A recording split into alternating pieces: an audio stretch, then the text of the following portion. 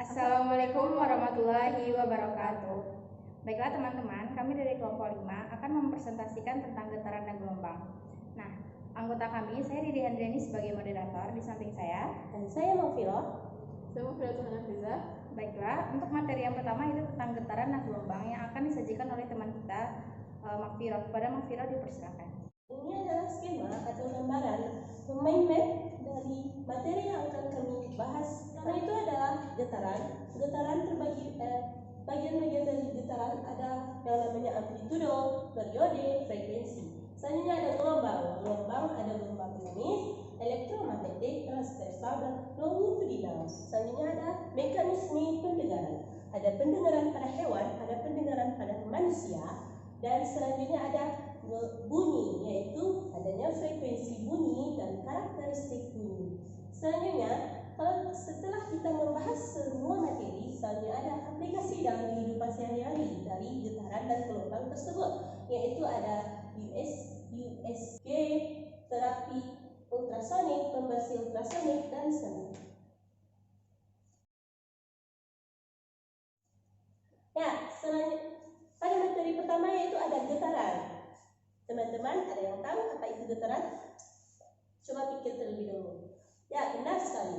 Getaran adalah gerak bolak-balik secara teratur melalui titik kesetimbangan.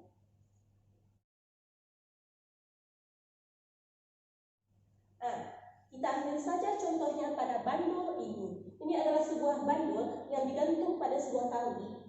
Ini adalah titik kesetimbangan awalnya. Apabila kita menarik bandul tersebut ke titik A, maka bandul itu akan berayun dari titik A menuju titik awal dan ke titik B, lalu ke titik O, ke titik A, begitu seterusnya. Dalam getaran ada istilah yang namanya dengan satu getaran, setengah getaran, dan seperempat getaran. Teman-teman ada yang tahu nggak apa sih yang namanya satu getaran, setengah getaran, dan seperempat getaran? Ya, benar sekali. Satu getaran yaitu ini adalah titik, misalnya titik O. Dari titik O ke titik A, lalu kembali ke titik O, ke titik B, dan kembali ke titik O. Itu yang namanya satu getaran, atau dari titik A ke titik O ke titik B, dari titik B ke titik O ke titik A. Berarti satu getaran itu adalah gerak bolak-balik suatu benda, gerak bolak-balik suatu benda ke titik awalnya, di mana dia berada di posisi awal, situlah dia berarti. Itu yang dinamakan dengan satu getaran. Setengah getaran, ya, namanya aja setengah, berarti setengah dari satu getarannya tadi. Misalnya dari titik A dan kembali ke titik A, yang namanya setengah getaran, yaitu dari titik A sampai titik B, dia namanya setengah getaran. Selanjutnya ada seperempat getaran. Seperempat getaran itu yaitu setengah dari setengah getaran tadi, berarti seperempat dari satu getaran tadi. Jadi dari titik A ke titik O, atau titik O ke titik B, atau titik B ke titik O. Nah, tadi kita membahas mengenai getaran, selanjutnya kita akan membahas mengenai amplitudo. Apa sih amplitudo itu? Sebelum membahas apa itu amplitudo, kita harus tahu dulu lambang dari amplitudo adalah A besar. Amplitudo adalah jarak atau simpangan terjauh dari titik kesetimbangan suatu getaran. Kita ambil lagi sebuah contoh, yaitu sebuah bandul lagi yang digantung pada tali. Ini adalah dinding atau penempang yang digantung. Kita gantung. Ini adalah titik kesetimbangan satu bandul itu. Nah, tadi yang namanya satu getaran dari titik A, B, A, C ke B, ke C, ke A lagi. Yang namanya dengan amplitudo atau simpangan, ya, yang kita sebut dengan istilah simpangan, yaitu misalnya dari titik kesetimbangan ke titik terjauh. Misalnya kita menggantung sebuah batu, kita ayunkan batu. Ini batu kita ayunkan ke sana. Ini adalah jarak terjauh atau simpangan terjauh, berarti dari titik A ke C atau dari titik A ke B, itu adalah amplitudo. Selanjutnya yaitu ada frekuensi. Teman-teman ada yang tahu nggak apa itu frekuensi? Dan frekuensi adalah jumlah getaran atau berapa banyaknya getaran yang kita lakukan selama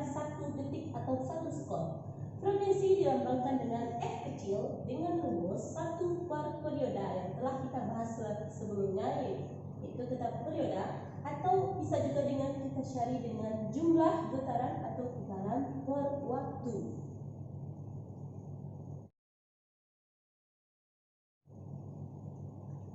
Setelah kita membahas materi, untuk lebih pemahaman materi yang lebih dalam, kita coba dengan contoh soalnya, teman-teman. Ya, contoh soalnya adalah dalam 2 menit. Apa itu dalam 2 menit? Yaitu berarti waktu. Kita jadikan ke sekon, 120 sekon atau detik. Terjadi 960 getaran pada suatu partikel. Tentukan 1. Periode getaran, 2. Frekuensi getaran. Yang diketahui tadi ada waktu 120 sekon. Yang kedua ada jumlah getaran atau frekuensi 960. Yang ditanyanya adalah periode getaran. Periode tadi kita mempelajarinya, rumusnya adalah T per R, yaitu 120 dibagi 960. Dapat periodenya adalah 0,125 sekon. Selanjutnya yaitu ada frekuensi getaran. Frekuensi getaran adalah rumusnya yaitu jumlah getaran atau getaran dibagi waktu. Jumlah getarannya yaitu 960 dibagi waktu yaitu 8 Hz.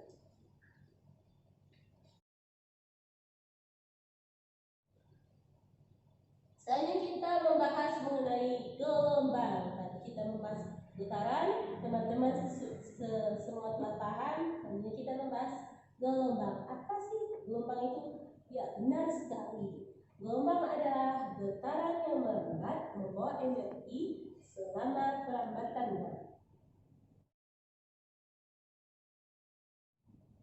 Gelombang itu juga ada pembagiannya nih teman-teman. Berdasarkan energinya, gelombang dibagi menjadi 2, yaitu gelombang mekanis dan gelombang elektromagnetik. Gelombang mekanis yaitu memerlukan yang namanya medium, sedangkan gelombang elektromagnetik tidak memerlukan medium.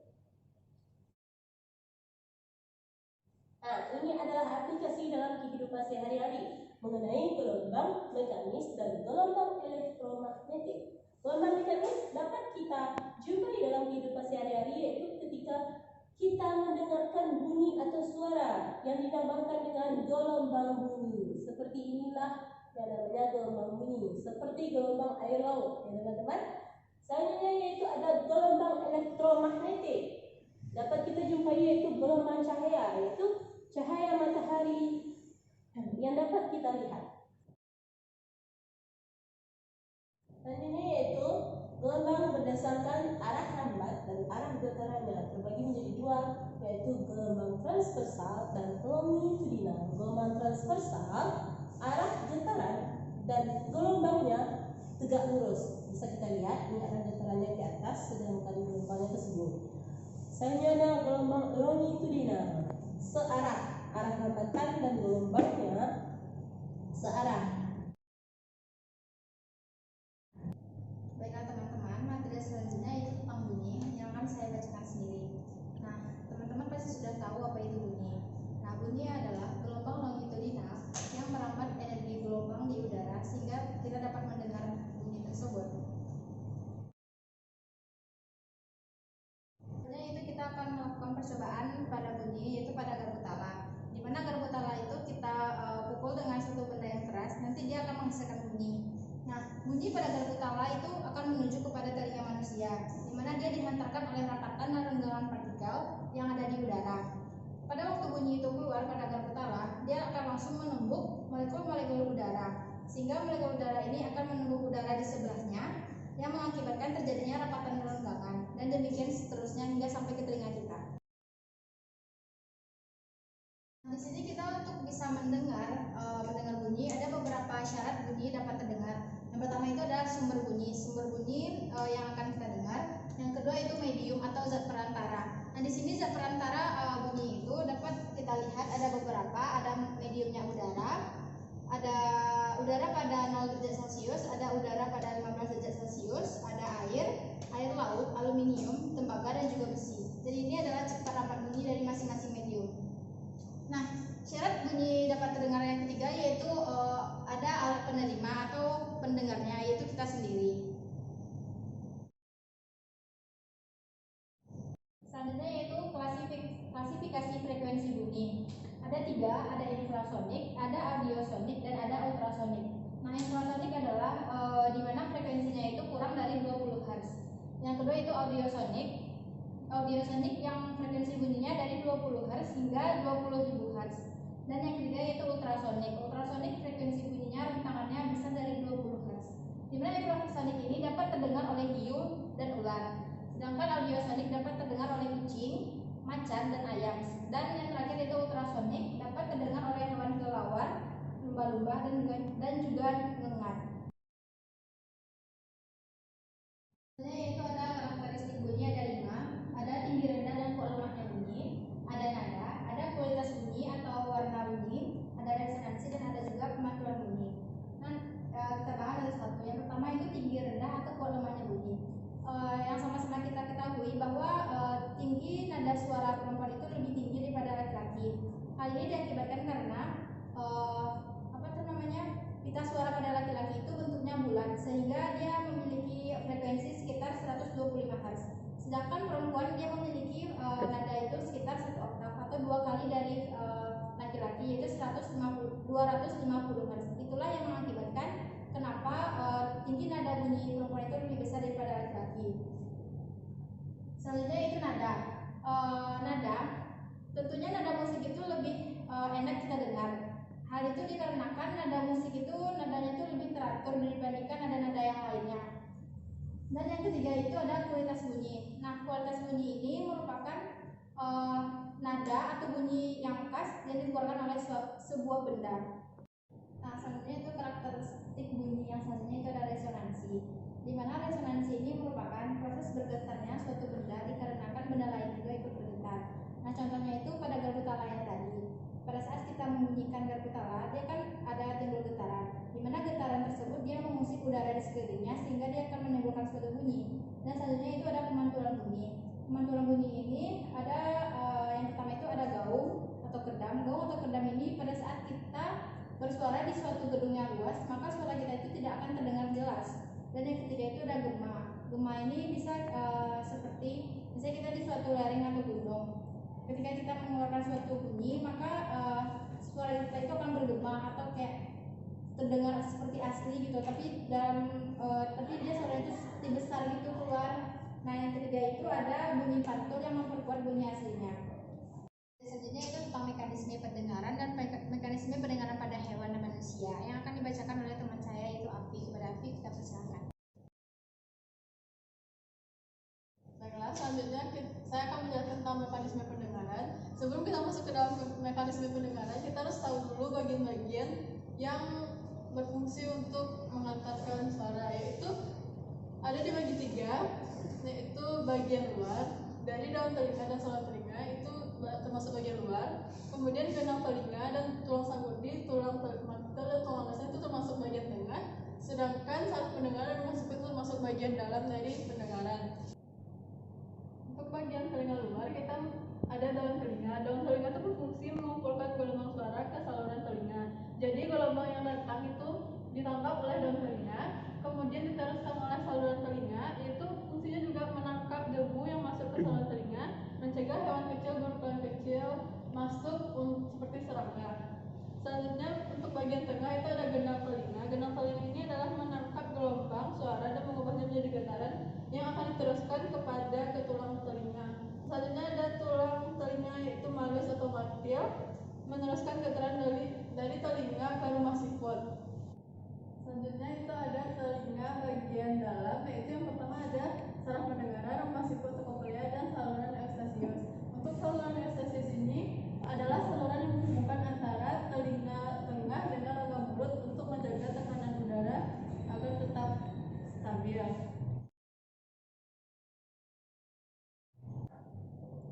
Selanjutnya ada mekanisme pendengaran pada manusia. Yang pertama itu adanya benda yang menghasilkan getaran sehingga menghasilkan gelombang bunyi. Nah, gelombang bunyi yang dihasilkan kemudian akan ditangkap oleh daun telinga, masuk ke lubang telinga, masuk ke saluran telinga. Kemudian gelombang bunyi yang masuk tadi akan menggetarkan genang telinga sehingga menghasilkan energi magnetik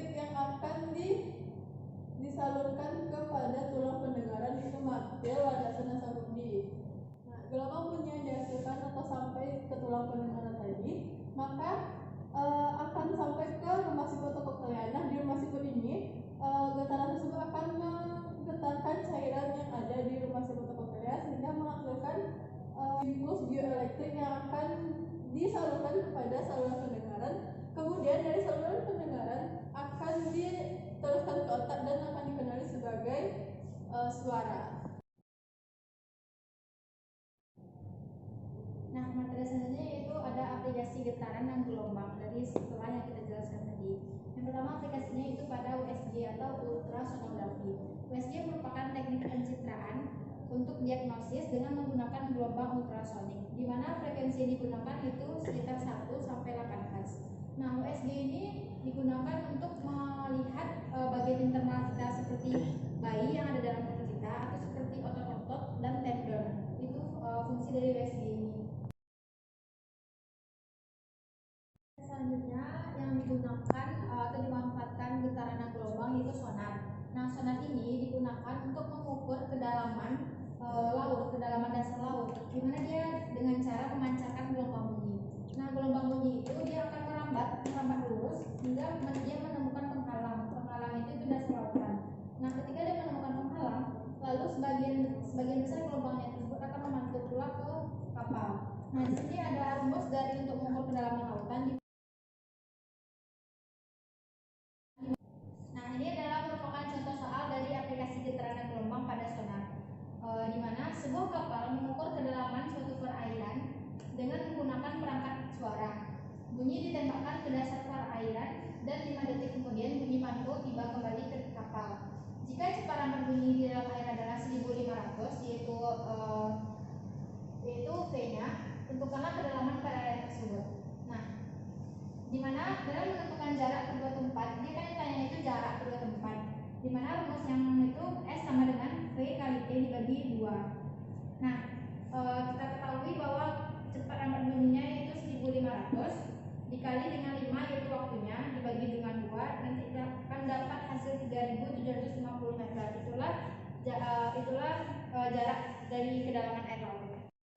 Garpu tala yang memanfaatkan getaran, di mana ketika saat kita membunyikan garpu tala dengan menggunakan sebuah benda yang keras akan menimbulkan getaran, di mana getaran tersebut akan menuju ke telinga sehingga kita dapat mendengar bunyi, di mana bunyi garpu tala itu menuju telinga diantarkan oleh rapatan dan renggangan partikel-partikel yang ada di udara.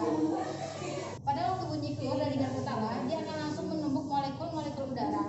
Molekul udara ini akan menumbuk udara di sebelahnya yang mengakibatkan akan terjadinya rapatan renggangan dan demikian pula seterusnya hingga menimbulkan bunyi.